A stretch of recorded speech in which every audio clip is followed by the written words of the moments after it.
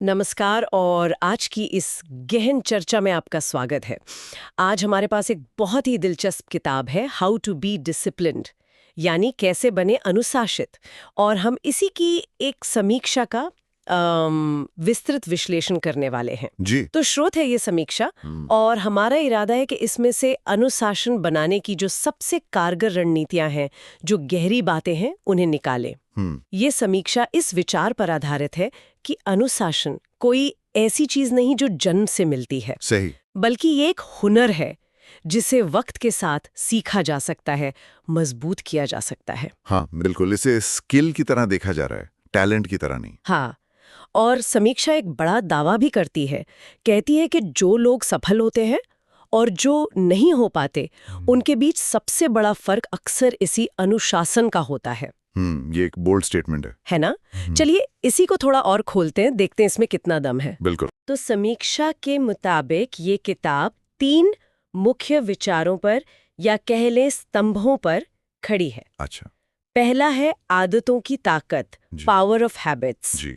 इसका मतलब है कि रोज की छोटी छोटी अच्छी आदतें बनाना और बुरी आदतों को छोड़ना, यही अनुशासन की बुनियाद है। सही। और समीक्षा एक बड़ी दिलचस्प बात पर जोर देती है, कंसिस्टेंसी बीट्स मोटिवेशन। हाँ, ये लाइन काफी पॉपुलर है आजकल, है ना? जी। यानी लगातार किसी काम को करते रहना सिर्फ जोश या प्रेरणा पर निर्भर रहने से कहीं ज्यादा ताकतवर है। बिल्कुल, मोटिवेशन तो एक लहर की तरह आती है, चली जाती है। हाँ, समीक्षा कहती है कि छोटे लगातार किए जाने वाले बदलाव ही बड़े नतीजे लाते हैं। हाँ, ये कंसिस्टेंसी बीट्स मोटिवेशन वाली बात सोचने लायक है।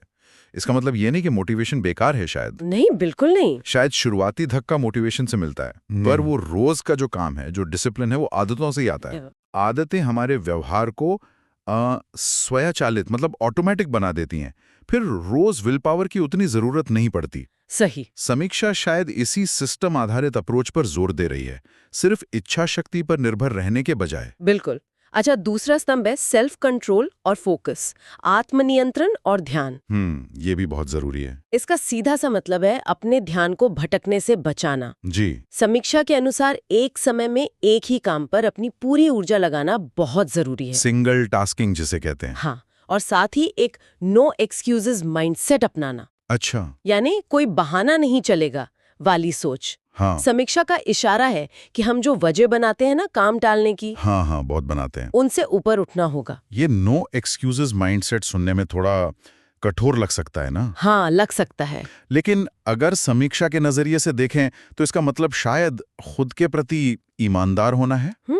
ये पहचानना कि कब सच में कोई मुश्किल है और कब हम वो सिर्फ बहाने बना रहे हैं। सही बात है। और फोकस की बात करें तो आज के दौर में जहां ध्यान भटकाने वाली चीजें इतनी ज्यादा हैं, फोन, नोटिफिकेशंस, हाँ, हर तरफ, ऐसे में एक समय में एक काम पर टिके रहना, ये अपने आप में एक सुपर पावर जैसा है। बिल्कुल समीक्षा शायद इसी एकाग्रता को अनुशासन का एक अहम हिस्सा मानती है। सही कहा। और तीसरा स्तंभ है लॉन्ग टर्म गोल्स, यानी लंबे समय के लक्ष्यों के लिए अनुशासन। जी। ये शॉर्टकट या तुरंत मिलने वाले फायदों के बजाय भविष्य के बड़े लक्ष्यों पर ध्यान टिकाए रखने के बारे में है। इसमें डिलेड ग्रेटिफिकेशन का जिक्र है। हाँ, ये एक क्लासिक कॉन्सेप्ट है। यानी फौरी खुशी या आराम को टालकर भविष्य के बड़े इनाम के लिए मेहनत करते रहना। बिल्कुल, जैसे मार्शमैलो टेस्ट में था। हाँ, और समीक्षा इस बात पर भी जोर देती है कि अनुशासित रहने के लिए सही माहौल और एक नियमित दिनचर्या, रूटीन बनाना कितना जरूरी है। यहाँ दिलचस्प बात यह है कि ये तीनों स्तंभ, आदतें, फोकस और ये लॉन्ग टर्म गोल्स, ये एक दूसरे से कितने गहरे जुड़े हुए हैं। हाँ, बिल्कुल। जैसा कि समीक्षा शायद बताती है, अच्छी आदतें बनाना फोकस बनाए रखना आसान करता है। सही। जब कोई काम आदत बन जाता है तो उस पर ध्यान लगाने के लिए कम दिमागी जोर लगाना पड़ता है। और यही लगातार बना रहने वाला फोकस हमें अपने लंबे समय के लक्ष्यों की तरफ धीरे धीरे मगर निश्चित रूप से आगे ले जाता है। तो ये एक चेन रिएक्शन जैसा है। हाँ, कह सकते हैं। ये सिर्फ इच्छा शक्ति का खेल नहीं है, ये एक प्रभावी सिस्टम बनाने का विज्ञान है। आदतें वो ढांचा है जो फोकस को संभालता है। अच्छा। और फोकस वो रास्ता है जो मंजिल तक ले जाता है। और अगर हम इसे बड़े परिप्रेक्ष्य में देखें, हाँ, तो अनुशासन सिर्फ व्यक्तिगत उत्पादकता बढ़ाने या ज्यादा काम निपटाने का साधन नहीं है, जैसा कि समीक्षा शायद इंगित करती है। तो फिर क्या है? ये उससे कहीं बढ़कर है। ये जीवन में एक तरह की स्पष्टता, क्लैरिटी लाने का जरिया बन सकता है। क्लैरिटी कैसे? जब कोई अनुशासित होता है तो उसे अक्सर पता होता है कि उसे क्या करना है, क्यों करना है और कैसे करना है। इससे जीवन में एक उद्देश्य की भावना, एक सेंस ऑफ पर्पस पैदा हो सकता है। अच्छा। साथ ही अपने आवेगों और इच्छाओं पर नियंत्रण रखने से आत्मसम्मान और मानसिक शांति भी बढ़ती है। हाँ, ये तो है। तो ये सिर्फ ज्यादा हासिल करने के बारे में नहीं है, बल्कि शायद ज्यादा सार्थक जीवन जीने के बारे में भी है। ये बहुत अहम नुक्ता उठाया आपने। तो चलिए अब उन व्यवहारिक कदमों पर आते हैं जो इस समीक्षा में अनुशासन बनाने के लिए सुझाए गए हैं। जी। समीक्षा कुछ खास सबक या रणनीतियां बताती हैं। पहला है छोटी शुरुआत करना। Small steps. रोज सिर्फ 1% बेहतर होने का लक्ष्य रखना। सुनने में बहुत मामूली लगता है ना? हाँ, लगता तो है। 1% क्या होता है, लेकिन ये 1% रोज का विचार बहुत शक्तिशाली हो सकता है। कैसे? अक्सर हम बड़े लक्ष्य देखकर घबरा जाते हैं, शुरू ही नहीं कर पाते। हाँ, ये होता है। लेकिन रोजाना सिर्फ एक छोटा सा सुधार, जैसे 5 मिनट ज्यादा पढ़ना या 1 पुशअप ज्यादा करना, ये करने लायक लगता है, डुएबल लगता है। और जैसे कंपाउंड इंटरेस्ट होता है ना, वैसे ही ये छोटे सुधार समय के साथ जुड़कर बहुत बड़ा असर डाल सकते हैं। अच्छा। समीक्षा शायद इसी छोटे कदम बड़े नतीजे के सिद्धांत पर जोर दे रही है। बिल्कुल। दूसरी रणनीति है लक्ष्य स्पष्ट रूप से लिखना और उनके लिए समय सीमा यानी डेडलाइन तय करना। लिखना सिर्फ मन में सोचने से बात नहीं बनती, लिखने से वो ठोस हो जाते हैं। और डेडलाइन वो एक तरह का दबाव बनाती है काम पूरा करने का। लिखना वाकई फर्क डालता है। ये विचारों को क्लैरिटी देता है और उन्हें सिर्फ ख्वाबों से निकालकर हकीकत के धरातल पर लाता है। सही। और डेडलाइन, हाँ, वो थोड़ी डरावनी हो सकती है, पर वो हमें टालमटोल करने से रोकती है, प्रोक्रेस्टिनेशन से। हाँ। समीक्षा शायद ये कहना चाह रही है कि बिना स्पष्ट लक्ष्य और समय सीमा के अनुशासन वो हवा में तीर चलाने जैसा है। सही। तीसरा कदम है समय प्रबंधन, टाइम मैनेजमेंट। जी। समीक्षा कहती है कि हर दिन का शेड्यूल बनाना और जहां तक हो सके उसका पालन करना चाहिए। एक रूटीन। हाँ, इससे दिन भर क्या करना है इसकी एक रूपरेखा तैयार हो जाती है। शेड्यूल बनाने का मतलब सिर्फ कामों की लिस्ट बनाना नहीं है शायद। तो इसका असली फायदा तब होता है जब हम समय को प्राथमिकता के हिसाब से बांटते हैं, प्रायोरिटी के हिसाब से। अच्छा। यानी सबसे जरूरी कामों के लिए समय पहले से तय कर लेना, ब्लॉक कर लेना। समीक्षा शायद इसी इंटेंशनल टाइम ब्लॉकिंग की बात कर रही है, जिससे हम रिएक्टिव मोड से निकलकर प्रोएक्टिव बन सकें। ठीक है। चौथा, ध्यान भटकाने वाली चीजों को हटाना, डिस्ट्रैक्शंस। ये बहुत बड़ा चैलेंज है आज, है ना? समीक्षा साफ तौर पर सोशल मीडिया, टीवी या यहाँ तक कि नकारात्मक सोच वाले लोगों से दूरी बनाने का सुझाव देती है।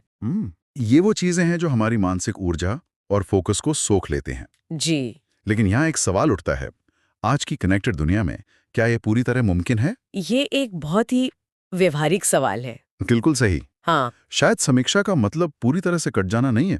कौन कट सकता है आज? वही तो। शायद मतलब है जानबूझकर सीमाएं बनाना। जैसे? बाउंड्रीज सेट करना। जैसे काम करते समय फोन को दूसरे कमरे में रखना। हाँ। या सोशल मीडिया के लिए दिन में एक निश्चित समय तय करना, आधा घंटा, 1 घंटा, बस। अच्छा। नकारात्मक लोगों से दूरी बनाना भी हमेशा आसान नहीं होता, खासकर अगर वो करीबी हों। हाँ, ये मुश्किल है। यहाँ शायद मतलब है उनके साथ बिताए जाने वाले समय को सीमित करना। जी। या बातचीत के विषयों को बदलना। मुद्दा शायद पूर्ण निष्कासन का नहीं, बल्कि नियंत्रण का है। अपने माहौल को इस तरह डिजाइन करना कि फोकस करना आसान हो जाए। ये बेहतर नजरिया है। कंट्रोल करना, हटाना नहीं, बिल्कुल रखना। ये आत्म जागरूकता और ईमानदारी से जुड़ा है। हाँ। जब हम जिम्मेदारी लेते हैं तो हम समस्या को बाहर देखने के बजाय अपने अंदर समाधान ढूंढने लगते हैं। ये हमें शक्तिहीन महसूस करने के बजाय सशक्त बनाता है, एम्पावर्ड महसूस कराता है। सही कहा। समीक्षा शायद इसी विक्टिम मेंटालिटी से क्रिएटिव मेंटालिटी की ओर बढ़ने की बात कर रही है। अच्छा। छठा है सेल्फ ट्रैकिंग। Self tracking. हाँ, यानी अपनी प्रगति को लिखकर रखना, उसका हिसाब रखना। ओके। चाहे वो वजन कम करना हो, कोई नई स्किल सीखनी हो या पैसे बचाने हो, ट्रैक करना। हाँ, सेल्फ ट्रैकिंग बहुत प्रभावी हो सकती है। ये हमें जवाबदेह बनाती है, अकाउंटेबल। कैसे? जब उन्हें पता होता है कि हमें अपनी प्रगति दर्ज करनी है, लिखनी है, तो हम उस काम को करने के लिए ज्यादा प्रेरित होते हैं। अच्छा। और यहीं पर वो सकारात्मक प्रतिक्रिया चक्र, पॉजिटिव फीडबैक लूप काम करता है, जिसका जिक्र पहले हुआ था। वो कैसे काम करता है? आसान शब्दों में। आसान शब्दों में, जब आप अपनी प्रगति को ट्रैक करते हैं, मान लीजिए आपने लिखा कि आज आपने 15 मिनट कसरत की, तो आपको एक छोटी सी उपलब्धि का एहसास होता है, एक छोटा सा विन। हाँ। दिमाग को ये इनाम अच्छा लगता है, ये आपको अगले दिन फिर से कसरत करने के लिए प्रेरित करता है। आप फिर ट्रैक करते हैं, फिर अच्छा महसूस करते हैं। अच्छा, ये साइकिल बन जाता है। बिल्कुल, ये चक्र आपके व्यवहार को मजबूत करता जाता है। समीक्षा शायद इसी मनोवैज्ञानिक प्रक्रिया का फायदा उठाने की सलाह दे रही है। ये तो कमाल का तरीका है। और 7वां और आखिरी कदम है सकारात्मक आत्मचर्चा, पॉजिटिव सेल्फ टॉक। समीक्षा कहती है कि खुद को बार बार याद दिलाना कि मैं एक अनुशासित व्यक्ति हूँ, ये विश्वास बनाने में मदद करता है, भले ही शुरुआत में ऐसा न लगे। ये थोड़ा fake it till you make it जैसा लग सकता है। हाँ, मुझे भी लगा था। लेकिन इसके पीछे मनोविज्ञान है। हमारी सोच हमारे व्यवहार को प्रभावित करती है। अच्छा। अगर हम लगातार खुद को बताते हैं कि हम अनुशासित हैं, तो धीरे धीरे हमारा अवचेतन मन, सबकॉन्शियस माइंड, इस पर विश्वास करने लगता है और हम उसी के अनुरूप व्यवहार करने की कोशिश करते हैं। ओह, ये जादू नहीं है, ये धीरे धीरे अपनी पहचान, अपनी आइडेंटिटी को बदलने की प्रक्रिया है। समीक्षा शायद मानती है कि अनुशासन सिर्फ बाहरी क्रियाओं का नहीं, बल्कि अंदरूनी विश्वास का भी मामला है। वाह, ये तो बहुत गहरी बात है। तो ये थे वो 7 कदम जो समीक्षा उजागर करती है। जी। अब सवाल ये है कि ये किताब समीक्षा के अनुसार किन लोगों के लिए सबसे ज्यादा फायदेमंद हो सकती है। हाँ, ये जानना जरूरी है। समीक्षा कहती है कि ये खास तौर पर छात्रों के लिए अच्छी है, स्टूडेंट्स, जिन्हें पढ़ाई पर ध्यान केंद्रित करने में मदद चाहिए। बिल्कुल, स्टूडेंट्स के लिए फोकस और रूटीन बहुत जरूरी है। हाँ, फिर व्यवसायियों और उद्यमियों के लिए भी, बिजनेस पीपल, एंटरप्रेन्योर्स, जिन्हें अपने लक्ष्यों को पाने के लिए लगातार मेहनत करने की जरूरत होती है। जी, उनके लिए तो अनुशासन शायद सबसे जरूरी चीजों में से एक है। बिल्कुल। और जो लोग टाल-मटोल यानी प्रोक्रास्टिनेशन की आदत से जूझ रहे हैं, बहुत लोग हैं ऐसे। उनके लिए भी यह काफी मददगार हो सकती है। समीक्षा का इशारा है कि ये किताब उन्हें शुरुआत करने और काम पूरा करने के लिए व्यावहारिक नुस्खे दे सकती है, यानी प्रोक्रेस्टिनेशन को तोड़ने के तरीके। हाँ। और आखिर में कोई भी व्यक्ति जो अपने निजी लक्ष्यों, चाहे वो फिटनेस हो, करियर हो या पैसों का प्रबंधन हो, को हासिल करना चाहता है, उससे से फायदा हो सकता है। तो मतलब लगभग हर किसी के लिए जो खुद को बेहतर बनाना चाहता है। हाँ, मूल रूप से हर वो इंसान जो अपने जीवन में ज्यादा नियंत्रण और दिशा चाहता है। ठीक है। चलिए अब समीक्षा में बताए गए फायदों और कमियों पर भी नजर डाल लेते हैं। हाँ, प्रोज एंड कॉन्स। फायदों में समीक्षा का कहना है कि ये किताब सिर्फ मोटिवेशनल बातें नहीं करती। वो ज्ञान नहीं देती बस, अच्छा। बल्कि काम करने लायक व्यवहारिक तरीके बताती है। Actionable steps. ये अच्छी बात है। अनुशासन जैसे मुश्किल लगने वाली विषय को सरल बनाने वाली रणनीतियां देती है, जिन्हें लागू करना शायद आसान हो। सिंप्लिसिटी। हाँ, एक और अच्छी बात बताई गई है कि इसके अध्याय छोटे हैं और सीधे मुद्दे की बात करते हैं। To the point. तो पढ़ने में आसान होगी। हाँ, जिससे ऐसे पढ़ना बोझिल नहीं लगता। ठीक है। और कमियां क्या बताई? लेकिन समीक्षा एक कमी का भी जिक्र करती है। क्या? वो ये कि कुछ बातें या सिद्धांत दोहराए हुए लग सकते हैं। रेपिटेटिव। अच्छा। खासकर उन लोगों को जिन्होंने पहले से ही एटॉमिक हैबिट्स या द पावर ऑफ डिसिप्लिन जैसी मिलती-जुलती किताबें पढ़ी हैं। ये जॉनर में होता है अक्सर। हाँ, उन्हें लग सकता है कि कुछ नया नहीं मिल रहा। तो इस दोहराव वाली बात का क्या मतलब निकाला जाए? क्या ये एक बड़ी कमी है? ये दोहराव वाला मुद्दा वाकई दिलचस्प है और सेल्फ हेल्प जॉनर में आम है। हाँ। देखें, अनुशासन, आदतें, फोकस, ये कुछ बुनियादी सिद्धांत हैं जो बार बार सामने आते हैं क्योंकि ये काम करते हैं। सही बात है। तो सवाल ये नहीं है कि क्या जानकारियां 100% नहीं हैं। शायद ज्यादा महत्वपूर्ण सवाल ये है कि क्या लेखक ने उन जाने पहचाने सिद्धांतों को एक नए, समझने योग्य और सबसे जरूरी कार्यान्वयन योग्य तरीके से पेश किया है, एक्शनेबल बनाया है। एक्शनेबल बनाया है। अच्छा, प्रेजेंटेशन का फर्क। हाँ, कभी कभी किसी पुरानी बात को एक नए नजरिए से सुनना या उसे दोहराना ही हमें उसे आखिरकार अपने जीवन में उतारने के लिए प्रेरित करता है। समीक्षा शायद इशारा कर रही है, दोहराव अपने आप में बुरा नहीं है अगर वो स्पष्टता लाए या कार्रवाई को प्रेरित करें। ये एक तरह का रीइंफोर्समेंट भी हो सकता है। सुदृढ़ीकरण। हाँ, अगर पाठक ने पहले पढ़ा है पर लागू नहीं किया तो शायद ये किताब वो ट्रिगर बन जाए। ये एक संतुलित नजरिया है। दोहराव को सिर्फ कमी की तरह देखने के बजाय उसके संभावित फायदे को भी समझना जरूरी है। बिल्कुल।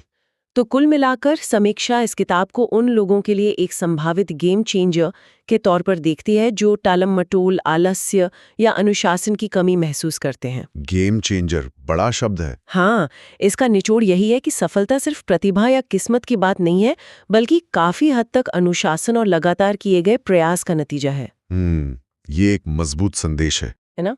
और इन्हीं सब बातों को ध्यान में रखते हुए समीक्षा ने इस किताब को 5 में से 4 स्टार की रेटिंग दी है। 4 स्टार, अच्छी रेटिंग है। हाँ, ये पूरी चर्चा और समीक्षा मुख्य रूप से व्यक्तिगत अनुशासन और उसे बनाने की रणनीतियों पर केंद्रित रही। जी। लेकिन ये एक महत्वपूर्ण सवाल भी खड़ा कर दिया है मेरे विचार में। क्या सवाल? व्यक्तिगत कोशिशें तो अपनी जगह हैं, पर हमारे आसपास का माहौल, हमारा परिवार, दोस्त, सहकर्मी या समाज ये अनुशासन को बनाए रखने या तोड़ने में कितनी बड़ी भूमिका निभाते हैं। हाँ, माहौल का असर।